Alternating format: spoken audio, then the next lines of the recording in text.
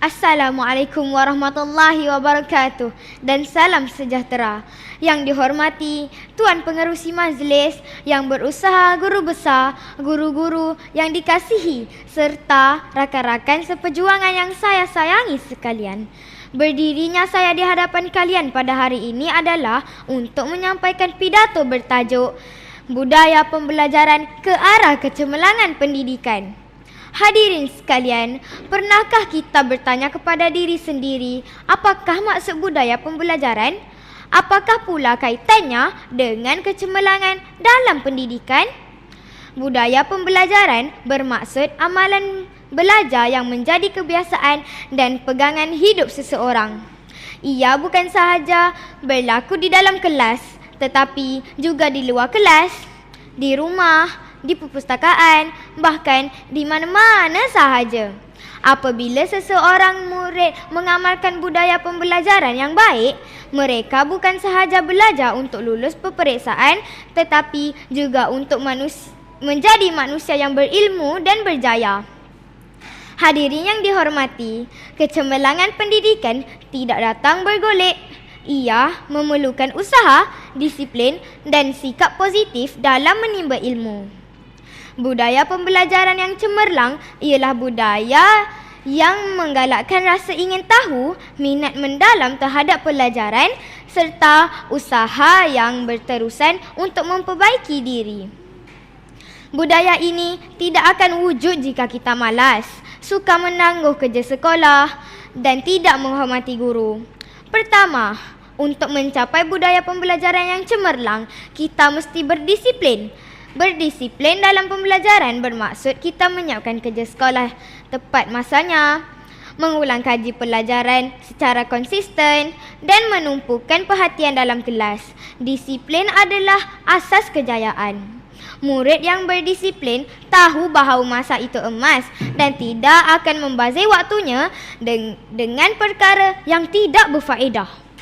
Kedua, sokongan ibu bapa dan guru amat penting. Ibu bapa perlu menyediakan suasana belajar yang kondusif di rumah.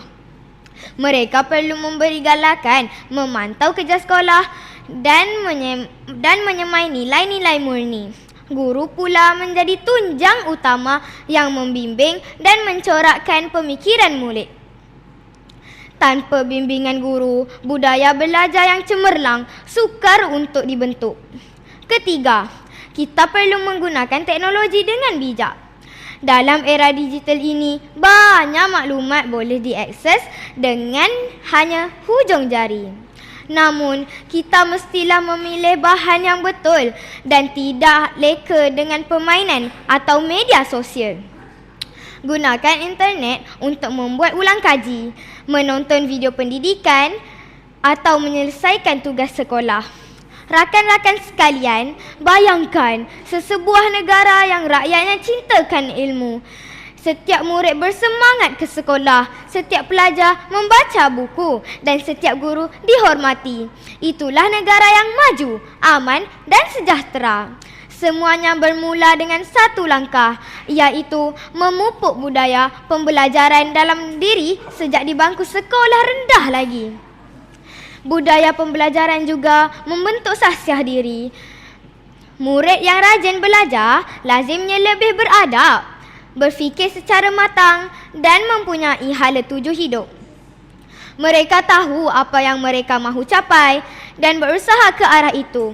Mereka tidak mudah terpengaruh dengan gejala negatif seperti ponting sekolah, melepak atau membuli.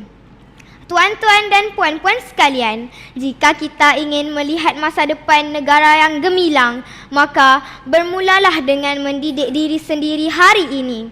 Kita mestilah berazam untuk menjadi murid yang mencintai ilmu, menghormati guru dan sentiasa berusaha memperbaiki kelemahan diri. Marilah kita sama-sama menjadikan pembelajaran sebagai satu budaya hidup, bukan satu beban. Jadikan belajar itu menyeronokkan. Jadikan sekolah tempat kita menemui cahaya masa depan. Dan yang paling penting, jangan pernah putus asa dalam menuntut ilmu. Sebelum saya mengakhiri pidato ini, izinkan saya berkongsi satu kata hikmah. Ilmu itu pelita hidup. Tanpa ilmu, kita ibarat kapal yang berlayar tanpa arah. Semoga kita semua menjadi insan yang berilmu, berakhlak mulia dan berjaya dalam apa jua bidang yang diceburi. Sekian, wabillahi taufiq wal hidayah.